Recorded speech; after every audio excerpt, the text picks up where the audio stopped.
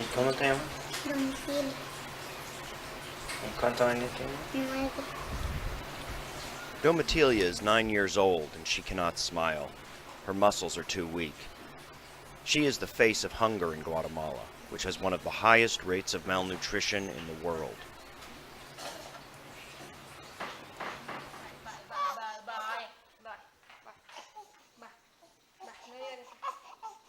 Los niños normalmente vienen con un pelo fino, fácilmente se cae, ¿verdad? Su piel es también pálida, ¿verdad? Son niños que no tienen alegría, sino que son, la carita es una carita triste. Hay edema facial, ¿verdad? La cara se ve, pareciera que estuviera gordo o obeso, pero es uno de los efectos de este tipo de nutrición. El color, pierde el color natural, que es negro en el caso de ellos, y el cabello se observa a veces de diferente color. Es un signo que se le llama en bandera. El niño se ve también, como pueden ver, como que estuviera obeso, ¿verdad? Pero realmente está reteniendo muchos líquidos y está con edema, ¿verdad? Sufren sus órganos internos, a veces hay crecimiento del hígado, ¿verdad? Nearly half the children in Guatemala are malnourished, and in some areas nearly every child is affected. Most don't reach a state as severe as Domitilia, where their body begins to waste away.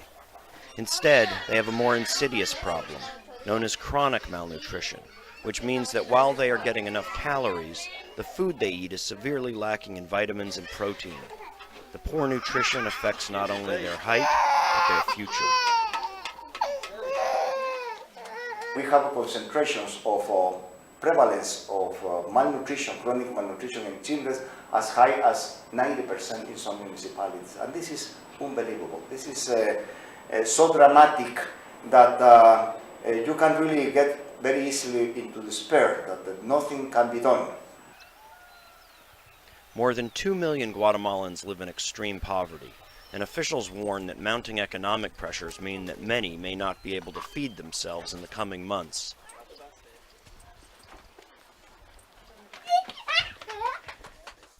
In some ways, this is surprising. Overall, Guatemala is not poor and produces enough food.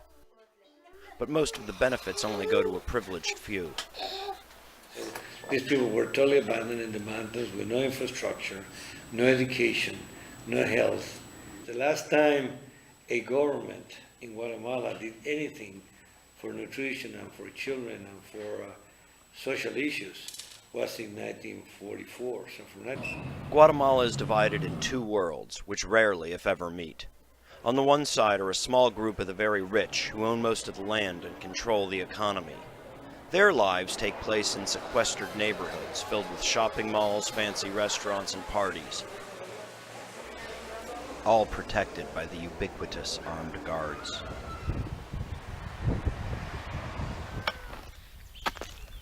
The other world is made up of large swaths of the very poor, more than half the population, most of whom are indigenous people working as subsistence farmers. They live in isolated villages without electricity, sewage, or clean water. Educational levels are among the worst in Latin America, and access to health care is negligible. Diarrhea and infections are rampant.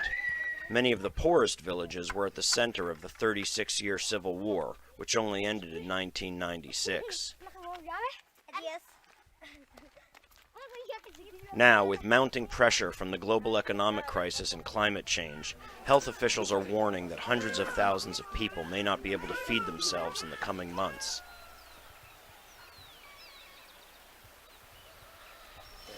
Está teniendo efecto en toda la población, ¿verdad? En toda, y a nivel general, ¿verdad? Entonces, más en la gente de escasos recursos, porque hay muchas fincas que ya no están dando trabajo. Ellos trabajan, las niñas. Aquí todos trabajan. Aquí todos trabajan, si no, no hay comida. Sí, todos trabajan, si no hay comida. Chronic malnutrition is not starvation. Children are still getting food, but it is often just tortillas or pasta. Eggs and beans, which are high in protein, are a luxury which may only come once or twice a week. Vitamin deficiency remains a constant problem, made worse by unsanitary conditions and dirty water. The result of chronic malnutrition is stunting. People do not grow as much as they should. Long-term studies have recently shown that stunting adversely affects not only height, but brain development and future earning power.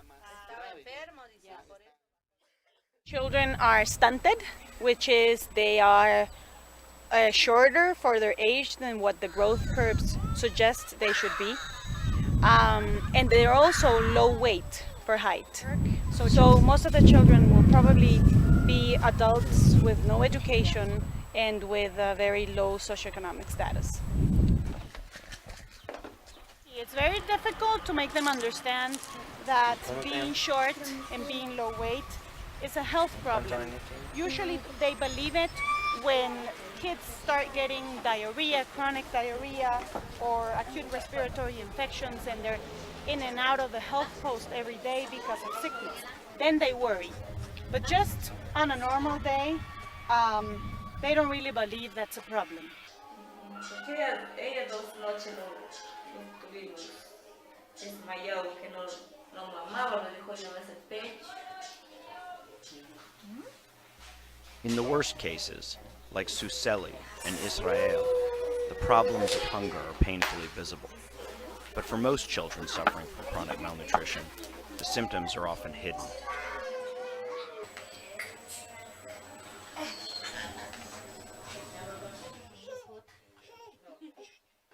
Guatemala's chronic malnutrition remains at a time when nearly every country in Latin America has significantly reduced the problem, even those that are much poorer.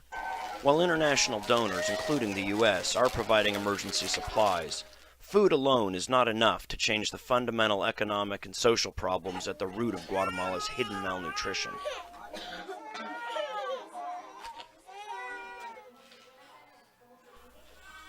Domitilia was lucky. She had a foreign sponsor and so made it to the rehabilitation clinic. But her brothers and sisters do not. They are still waiting.